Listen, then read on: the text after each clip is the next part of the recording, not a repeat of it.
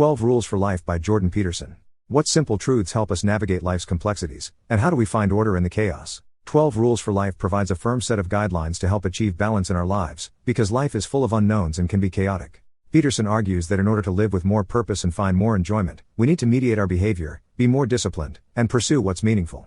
Jordan Peterson, a clinical psychologist and psychology professor, combines philosophy, mythology, religion, and personal experience to help us answer this question. What he provides are essentially 12 rules or guidelines that will help us create a more meaningful and ordered life. Peterson found inspiration for this book by answering philosophical questions posted on Quora. One example was, what are the most valuable things everyone should know? Such questions challenged him to distill his broad insights, and combine these with cutting-edge science, to create 12 practical rules, that he believes can help us cope with chaos. This summary will briefly explore 4 of the 12 rules, and unpack the stories Peterson draws upon to explain them. We'll also find out what Pinocchio can teach us about discovering meaning in chaos, as well as what lobsters know about taking responsibility and standing upright. Finally, we'll learn to understand why we take better care of our pets than ourselves. Rules help us to navigate the space between order and chaos. As we move between the known and unknown, we're provided with opportunities to find meaning and growth. In the story of Pinocchio, a puppet is granted a wish, and asked to be transformed into a real boy. In so doing, he loses the strings that once controlled his life. He gains boyhood independence but must navigate real life's unfamiliarities, and learn painful lessons about honesty, family, and friendship. Pinocchio, like other fables such as Sleeping Beauty and The Lion King, focuses on a central task. This task is to find meaning, while moving between order and chaos, the known and unknown, the familiar and the uncharted, and security and adventure. To find balance, we have to straddle these fundamental dualities. We need to have one foot firmly grounded in order and security, while the other might be standing in a place of chaos, possibility, adventure, and growth. He says that to only be grounded in order creates an imbalance in our lives, as we can't just be stable, secure, and unchanging. There are still new and crucial things to learn. But neither can we tolerate being overwhelmed, beyond our capacity to cope, as we learn about life. When we feel secure, but able to engage with novelty, is when improvement and mastery happen. Pinocchio needed to evolve from puppet to boy, and regain his balance, but without strings attached.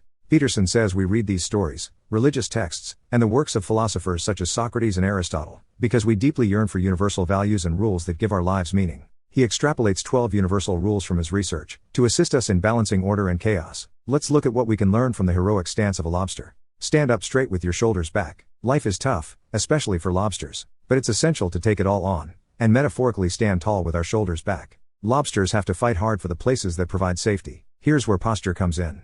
Winning lobsters are the ones that learn to appear prominent and intimidating, causing the more submissive ones to curl up and concede defeat. And losing poses an even bigger problem for the already tense lobster on the receiving end. Here's why. Scientists found that these competitive lobster conflicts lead to chemical changes in the crustaceans' brains. Compared to the losers, the triumphant lobsters had a higher hormone serotonin ratio in their brains. These levels, in turn, affect their postures. The more serotonin present, the more agile and upright lobsters appear. However, the lower the serotonin, the tenser and more curled up the lobster's posture is. This neurochemical feedback loop means that the losing lobster is at a disadvantage in future conflicts. As with lobsters, we measure ourselves against one another, and our perception of our social status affects us for better or worse. We're constantly comparing ourselves to others, primarily via social media. If we feel inadequate, neurochemically we're more prone to depression and anxiety. The more stressed and depressed we feel, the less serotonin our body produces, and the more subordinate we appear physically. In other words, we tense and curl up. And the more subordinate our behavior, the more others treat us accordingly. This makes us feel even more inadequate, and so the cycle continues. So maybe we can find inspiration in the victorious lobster, with its 350 million years of practical wisdom. Stand up straight with our shoulders back. Peterson says, so attend carefully to your posture. Quit drooping and hunching around. Speak your mind.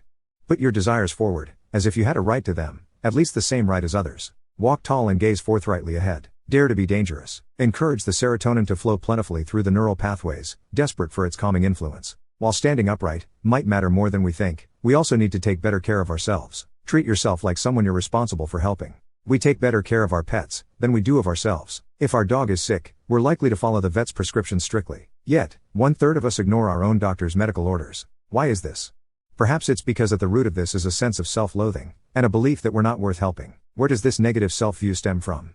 Peterson dates it back to the biblical story of Adam and Eve. They listened to the evil serpent, ate the forbidden fruit, and were exiled from the Garden of Eden, leaving them naked and ashamed. It's a story that makes us conscious of our innate capacity for sin, and how easily we can be corrupted. This can reinforce a sense of unworthiness, that we don't deserve good things. History also reveals man's capacity for evil, as evidenced by so many historical atrocities, which Peterson feels further exacerbates a loathing towards mankind itself. In contrast, our pets and children have an innocence to them, making them deserving of our help.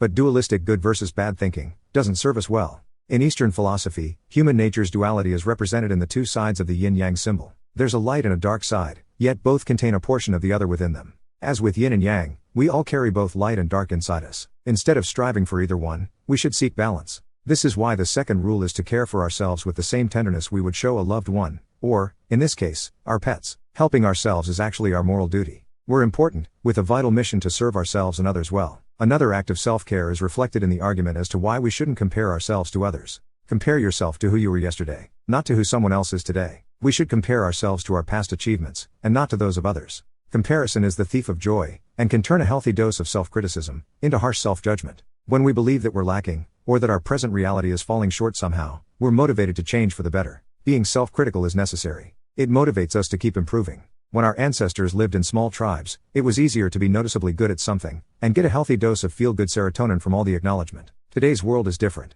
The chances of getting positive feedback are slim. We're part of a global community, making us acutely aware that there's always someone out there who's better than us. When we compare ourselves to others, self-criticism can take a turn for the worse. We focus on others' achievements, and lose sight of our small daily progress. Or we zoom into one aspect of our lives that doesn't seem to shape up to that of our peers, and we lose sight of a bigger picture. Peterson explains, we tend to overvalue what we don't have, and undervalue what we do.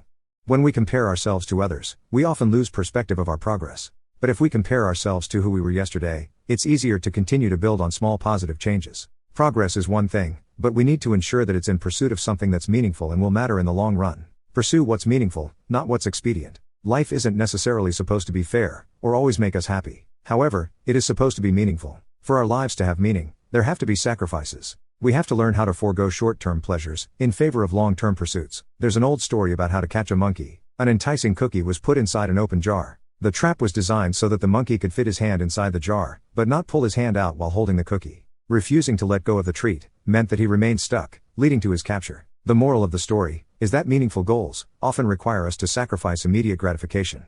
Pursuing what's expedient works only in the moment. Pursuing meaning also involves hardship and can take us through uncharted territory. This territory can feel chaotic, because it contains novel situations that are hard to understand. However, new experiences allow new ideas to take shape. On the other hand, order is explored territory. It's a place of predictability, structure, and stability. It's our plan for the next day and all our little rituals that come with that. While chaos can also displace our sense of order, it can also teach us critical lessons. Peterson says the ideal place for us is to be in the middle, between chaos and order. We need enough order in our lives to feel tethered, but enough chaos to be challenged and learn new things. To lead a life of meaning requires us to make sacrifices, endure hardship, and navigate the chaos of the unknown.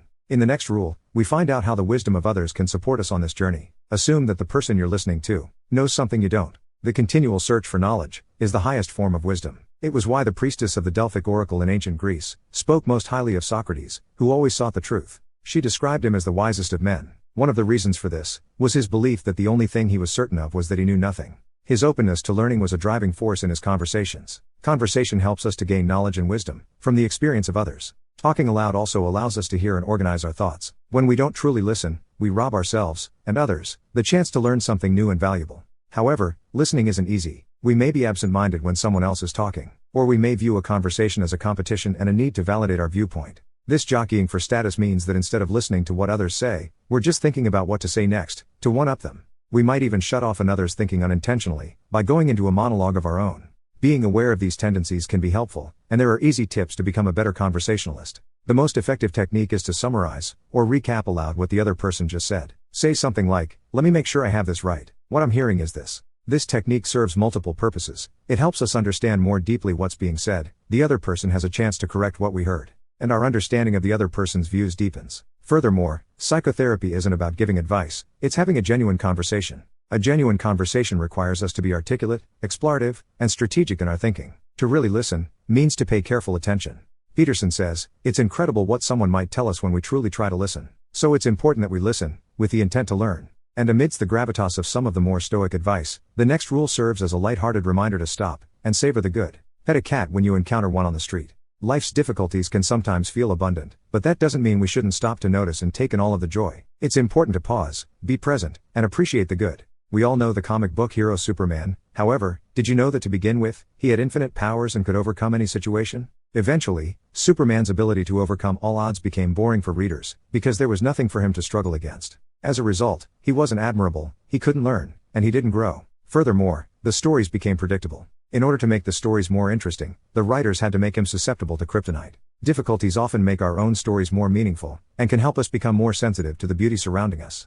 Peterson shares a personal story of how his daughter coped with severe arthritis from the age of 6. She suffered from constant pain, and had to undergo multiple surgeries for joint replacements. After years of pain and discomfort, they eventually found a new physiotherapist who helped her to manage her pain, and to become more mobile. Through this experience, Peterson learned that while the situation was seemingly unfair, finding joy and meaning became extremely important to both him and his daughter. It also helped them to navigate challenging times. He thinks an antidote to suffering is the kind of action that's similar to taking time to stop and pet a cat when you pass one on the sidewalk. In conclusion, Peterson's 12 rules help to broaden our minds and strengthen our spirits. His sage-like, humorous, and informative rules provide us with useful insights as we navigate through life's complexities. He reminds us to be honest, to take responsibility, to pursue what's meaningful, and to take in the good. Peterson's advice is, orient yourself properly. Then and only then concentrate on the day. Set your sights at the good, the beautiful, and the true, and then focus pointedly and carefully on the concerns of each moment. Aim continually at heaven while you work diligently on earth. Attend fully to the future, in that manner, while attending fully to the present. Then you have the best chance of perfecting both.